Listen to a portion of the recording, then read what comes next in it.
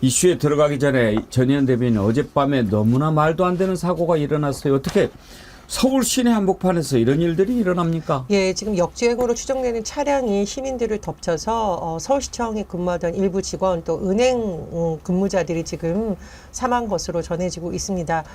참 이런 참사를 볼 때마다 너무나 슬프고 빨리 진상 규명이 돼야 되겠는데요. 뭐 일각에서는 급발진 의혹도 제기됩니다만 그건 이제 운전자의 주장인 것으로 밝혀지고요. 또 좀 확실하게 밝혀져야 됐습니다. 또 일각에서는 운전자가 고령이기 때문에 영향이 있는 것이 아니냐라는 건데 이건 역시 과학적으로 밝혀져서 괜히 대다수의 또 중장년 요령층이라든가 운전자들이 혐오 시선이 되는 것을 막아야겠는데 저는 이런 사고가 떨어질 때마다 좀 드는 것이 정부가 지금 너무 여러 가지 일에 대해서 일을 벌려놓고 때로는 말도 안 되는 정책을 내놓고 있는데 국민의 안전과 관련해서 일에 조금 더 집중을 해야겠고요. 최근에 왜 차량 사고라든가 흉기 난동 사고 같은 거 너무 많잖아요. 예, 국민들의 삶이 참 불안합니다.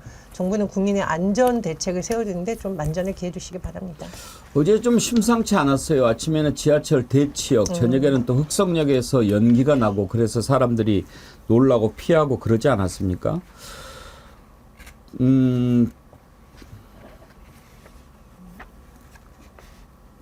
꼬미맘님께서요. 흑석에서 자취하는 딸 때문에 걱정이 얼마나 됐던지요. 원인 모를 연기가 나서. 도대체 속이 시끄럽고 나라꼴도 엉망진창. 어제 대통령실 사람들 한마디 한마디가 국민을 무슨 조선시대 사람들 수준으로 하는 건지 뭐 저런 인간들이 다 있나 싶어 얼마나 화가 났는지 모릅니다. 그러셨는데 김종욱 원장님 아침에 이렇게 보니까 한 은행에서 일하는 분들이 4분이나 또 참배를 당하고 그랬더라고요. 그러니까 뭐 그분들 진짜 하루하루 날벼락이죠. 열심히 살아가시는 분들이신데, 그러니까 언제부턴가 어딜 가도 불안한 일들이 벌어지고 있고요. 어제도 저희 모임이 있었는데 제 옆에 있는 선배 딸이 전화를 했더라고요. 그 사건이 나고 난 다음에 네. 별 문제 없냐라고 전화가 2번이나 올 정도로, 그러니까 무엇인가 예를 들면 서로가 신뢰하고 믿을 수 있는 사회로 가야 되는데 벌어지고 있는 많은 일들은 그럴 수 없다라고 하는 부분들이 보이고, 또 사고가 나도요. 대형 사고들이 막 계속 반복적으로 벌어지니까 진짜 힘없고 열심히 살아가는 사람들한테 희망을 줘도 안 될 판에 좀 그런 분들에게 매번 이렇게 안타까운 소식들, 슬픈 이야기들만 드리는 것 같아서 좀 답답한 마음입니다. 뭐 백운기 정치 1번지가 이런 일 있더라도 좀 이런 분들에 대해 희망을 좀 주고 또 따끔하게 이것을 막지 못하고 있는 뭐 정부이든 아니면 어떤 기관이든 저희가 엄중하게 책임도 묻고 이렇게 해야 될 거라는 생각이 듭니다. 일상의 안위를 걱정해야 하는 그런 세상이 됐습니다. 이은영 휴먼앤데이터 소장님 네. 어서 오십시오. 네, 빗길에 안녕하세요. 오시느라고 수고 많으셨습니다. 네. 이렇게 일상이 불안해가지고 되겠습니까? 그러니까요. 하루하루가 그냥 안전하게 보낸 거에 감사하면서 지금 살고 있고, 예전에 YS 때 그 예. 사건 사고가 많았던, 그러다가 결국 대통령이 그냥 욕을 엄청 먹고 물러나게 됐는데 그 정권이 이렇게 교체당했죠. 근데 지금 그런 게 자꾸 오버랩이 돼요. 오늘도 비가 오는데 좀 안전한 하루 보내셨으면 좋겠습니다. 네. 이태원 참사도 그랬습니다. 그게 예를 들어서 뭔가 예견할 수 있는 일 같으면 조심하고 그렇겠죠. 그런데 서울 시내 한복판에서 사람들이 걸어 다니라고 만든 그 길에서 그런 일을 당하게 될 걸 상상이나 할 수 있겠습니까? 국민들이 왜 세금을 냅니까? 우리가 낸 세금으로 안전하게 일상생활을 영위할 수 있도록 하는 게 정부나 자치단체의 의무입니다. 그런데 그런 참사가 났는데도 대통령이라는 사람이 말도 안 되는 유튜브, 말도 안 되는 사람들 말을 듣고 이거는 말이죠. 뭐 어떤 나쁜 세력이 의도적으로 이런 짓을 했다 뭐 이런 얘기도 들려가지고 그런 얘기를 합니다. 정상입니까? 그런 일이 일어났는데 그런 생각을 한다는 게 그게 정상적인 생각을 하는 사람입니까? 어제 국회 운영위가 열렸는데요. 김진표 국회의장이 회고록에 썼던 그 내용 당연히 문제가 됐죠. 어제 저는 그 운영위를 보면서 만약에 민주당이 운영위 위원장을 차지하지 않고 있었다면 이런 사람들 불러서 제대로 얘기나 듣겠나 싶었어요. 어제도 그 질문이 나왔는데 이소영 의원 질문에 이도훈 홍보수석 뭐라고 얘기했는지 한번 들어보시죠. 김진표 전 국회의장 회고록 내용이 6월 27일에 보도가 됐습니다. 바로 당일에 대변인실 입장문이 나왔습니다. 그렇죠? 맞습니다. 네. 홍보수석이 검토하고 내보내신 건가요? 그렇습니다. 네. 회고록의 내용은 대통령과의 독대 내용이라서 대통령 외에 다른 분들은 내용을 알 수 없을 텐데요. 대통령께 직접 사실관계 확인하고 내용 작성하셨습니까? 그렇습니다. 네. 그 여쭙는 자리에 홍보수석 다 포함해서 계셨던 거죠? 그렇습니다. 네. 대통령께서 뭐라고 설명하시던가요? 대통령께서 설명한 내용을 그 성명 그대로 담았습니다. 대통령이 언론에서 제기한 의혹을 조사하라고 지시했다는 게 여기에 적혀있는 답변이에요.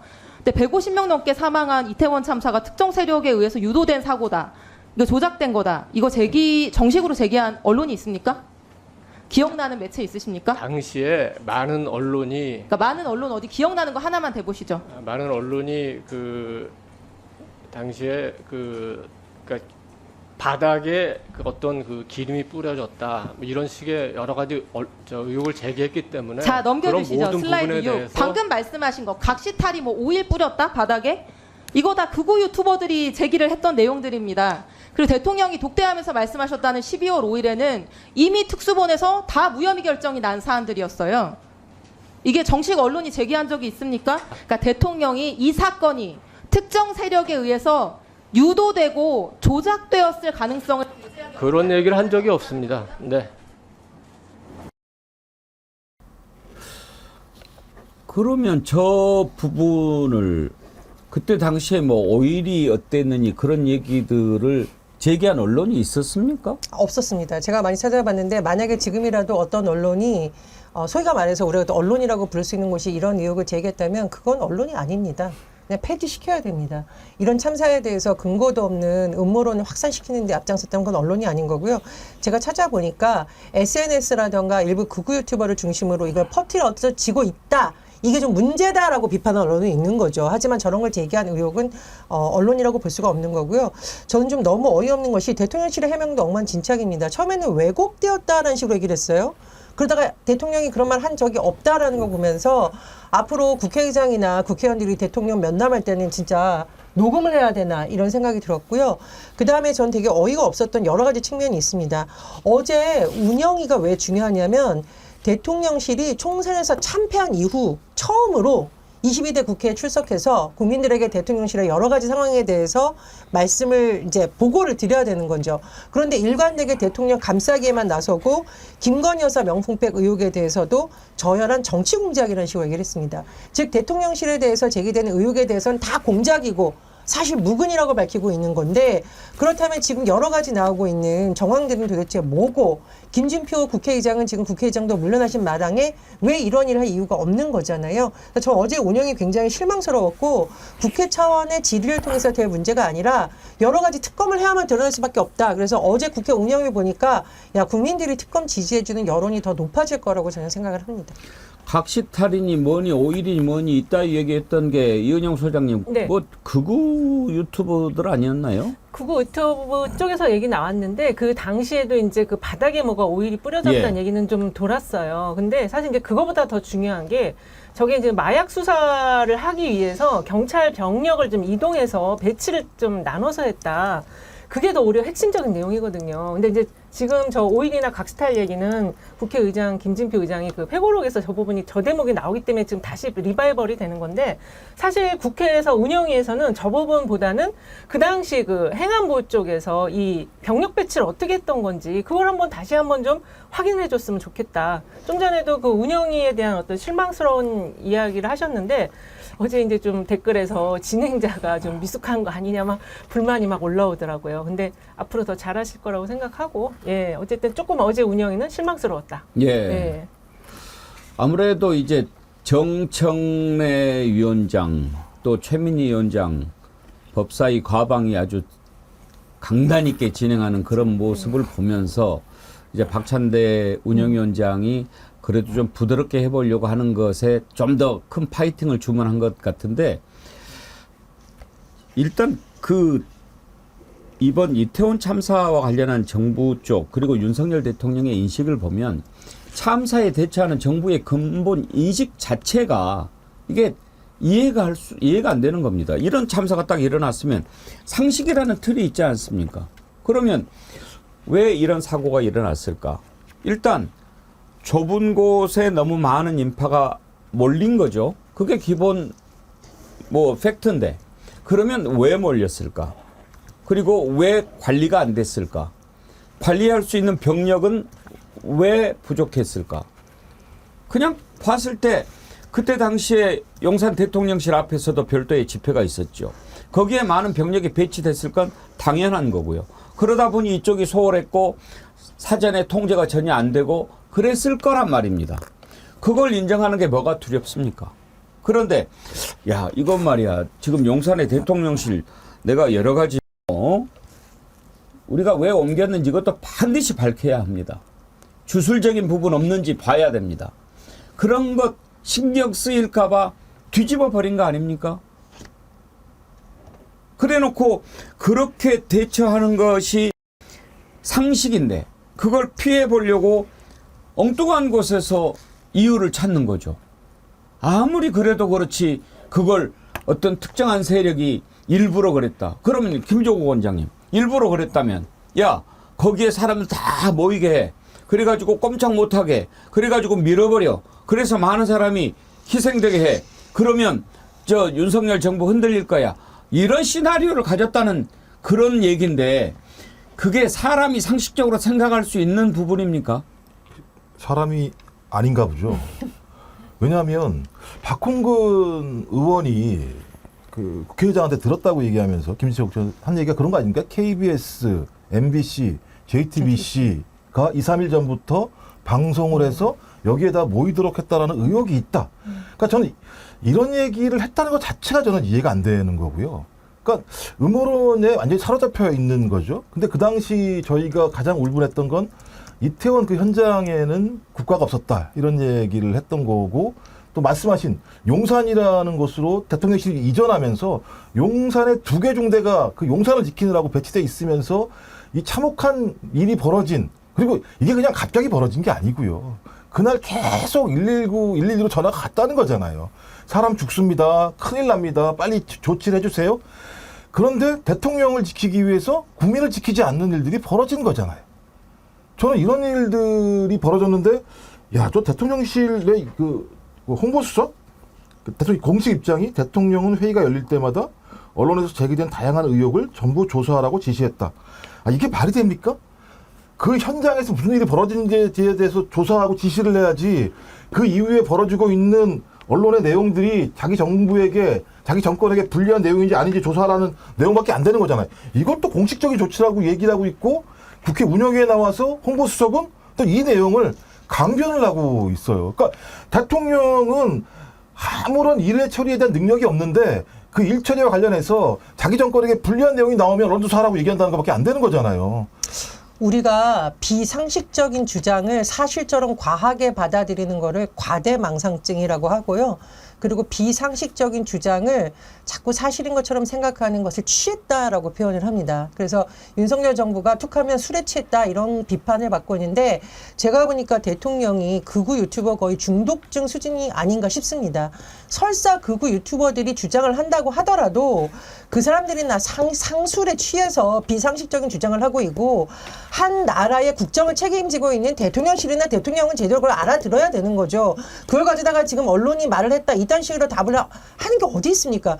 국민들이 몇 명이 숨졌고 정말 그 유가족들이 아직도 땅을 치면서 잠을 못 자고 있어서 저게 대통령실이 해야 될 답변이에요? 저는 진짜 어제 저거 보니까 아, 내가 이런 나라에 살고 있나? 정말 왜 많은 국민들이 탄핵을 해달라고 이렇게까지 적극적으로 밤잠을 안 자면서 국회에 몰려가서 왜 탄핵을 안 하냐고 아우성 치는 모습 이면에는 분명히 윤석열 대통령과 대통령실의 저런 태도가 영향을 미쳤다. 그리고 윤석열 대통령은 빨리 술과 극우 유튜버를 멀리하라. 다시 한번 말씀을 드리고 싶습니다. 이건 상식을 떠나서 인간이 아닌 것 같다는 생각이 들지 않습니까? 어떻게 이런 참사가 일어났는데 특정 세력이 일부러 저지른 것 같다라는 생각을 할 수 있습니까? 그리고 이렇게 수많은 희생자가 생겼는데 오히려 나라의 큰 볼륨을 높이기 위해서 잘된 일이다. 이따위 헛소리를 짓거리는 수염난 남자 있지 않습니까? 이 인간입니까? 저는 인간으로 이해가 안 되는 자들입니다. 김명숙님, 아이고 답답해라. 어쩜 대통령실에 있는 인간들은 하나같이 저 모양 저 꼴인지 저런 인간들하고 같은 하늘에서 산다는 게 부끄럽네요. 정말 그렇습니다. 인간으로 대접하기가 힘듭니다. 어제 운영위원회에서 있었던 발언 하나 더 들어보지요. 임광현 민주당 의원 발언에 대한 이도훈 수석의 답변 들어보시겠습니다. 특정 세력에 의한 범죄 가능성을 의심으로 갖고 있다. 이런 얘기들을 대통령께서 했다는 겁니다. 홍부수석님, 언론인 출신으로서 MBC, KBS 등 공영방송들이 이태원 참사 유도 사건에 참여했다고 보십니까? 저는 뭐 그 점에 대해서는 전혀 아는 바가 없고 지금 의원님께서 말씀하신 대통령이 했다는 발언도 전혀 들어본 적이 없습니다. 대통령실의 입장은 국회의장을 지내신 분이 이야기를 멋대로 왜곡해서 세상에 알리는 것은 개탄스러운 일이다라고 해명을 했습니다. 그러니까 대통령이 그런 말씀을 한 적이 없다가 아니고 왜곡해서 알렸다는 입장인 거죠. 두 분이 어떤 말씀을 했는지야 누가 알겠습니까만 어떤 말씀을 나눴던 간에 전직 국회의장이 대통령과 나눈 말씀을 그렇게 공개하고 홍보수석님, 그것도 그 지금 의도가 답변을 피하시는 상당히 분은 조금 국민들이 다 보고 있습니다. 아름답지 못한 자, 의도로 했다는 거에 대해서는 그럼 대단히 김진표 전 개탄스럽다고 의장이 생각합니다. 거짓말을 했다는 건가요? 그거는 뭐 김진표 의장이 잘 알겠죠. 그러면은 허위사실 유포 등의 법적 조치를 왜 안 하십니까? 그리고 표현을 왜 왜곡을 했다는 겁니까? 어느 부분을 왜곡했다는 거죠? 아까도 말씀드렸습니다. 김진표 전 의장께서 아니, 그 어느 발언을 부분을 하시고 저기 그 다음에 결재를 취한 했다면서요. 태도를 보면은 충분히 이러이러했구나 우리 국민들이 다 짐작할 수 있다고 생각합니다.